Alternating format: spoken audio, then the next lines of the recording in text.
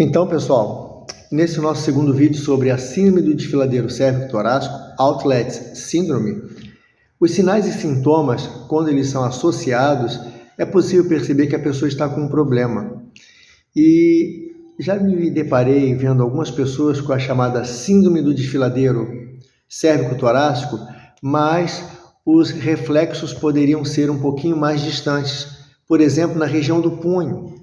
A síndrome, às vezes, do túnel do carpo ou túnel de Guion, ele pode ter uma relação, como também os problemas dos nervos cubitais, da região do cotovelo, um problema relacional lá em cima na origem, ou seja, no nosso plexo braquial.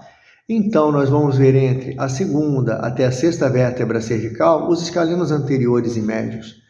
Na região de inserção deles, no processo transverso dessas mesmas vértebras, mas no tubérculo anterior, com uma inserção na primeira costela, no primeiro arco de costela, na área mais frontal.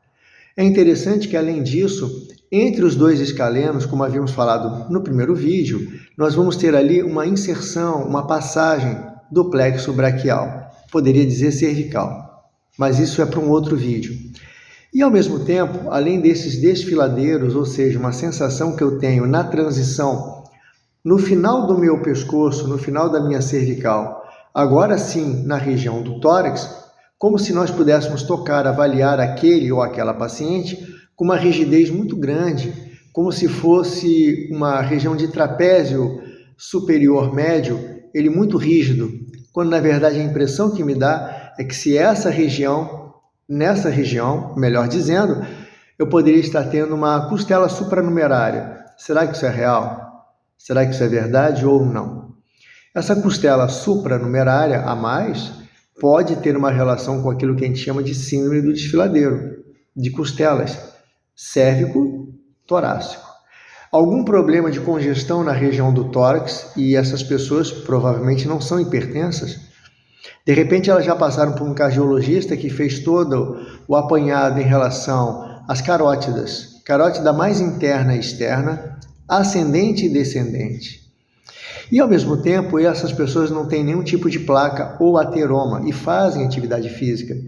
E tem uma qualidade do sono como da própria alimentação. Por que essa sensação de dor no tórax?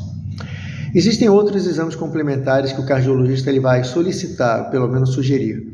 Mas às vezes o problema está relacionado, e não estamos aqui com um vídeo preditivo sobre isso, até porque estamos no YouTube, sugerimos que vocês nos visitem presencialmente neste consultório, ou simplesmente através das nossas consultas online.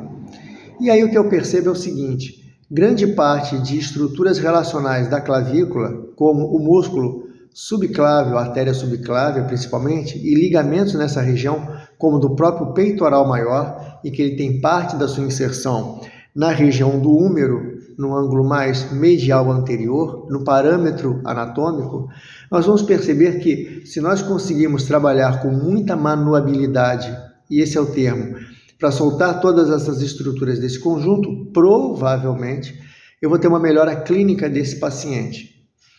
Eu poderia criar os chamados padrões ou marcos ortopédicos ou padrões anatômicos, que o ângulo superior da linha da escápula e inferior eu tenho em média a primeira vértebra do tórax, respectivamente a primeira costela, e eu tenho a segunda vértebra com a terceira, a quarta, a quinta, até mesmo esse ângulo final, onde eu tenho uma margem da sétima vértebra do tórax e o sétimo para o oitavo arco costal. Leonardo, o que significa isso? Que na hora que nós formos fazer toda a palpação, o scanning desse paciente ou da paciente, de uma maneira geral, a gente tem que perceber que esses parâmetros eles serão levados em consideração para a síndrome de um desfiladeiro cérvico-torácico, que às vezes eu posso ter o problema no primeiro desfiladeiro, ou seja, nos músculos escalenos.